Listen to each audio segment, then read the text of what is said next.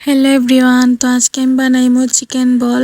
তো তার লাগবো প্রথমে চিকেন। আমি এখানে হাড় ছাড়া চিকেন নিছি। তারপর এখানেও লাগবো আদা রসুন বাটা। আমি এখানে 1 চামচ আদা 1 চামচ রসুন নিছি। তারপরে 2টা কাঁচামরিচ দিলেই বা আপনারা জাল অনুযায়ী আপনারা বাড়াইতে পারেন কমাইতে পারেন, কিন্তু বাচ্চারা খাইলে কমাইয়া দিবা। তারপর এখানে গোলমরিচ দিলাম আর সয়া সস দিলাম আর টমেটো সস দিলাম।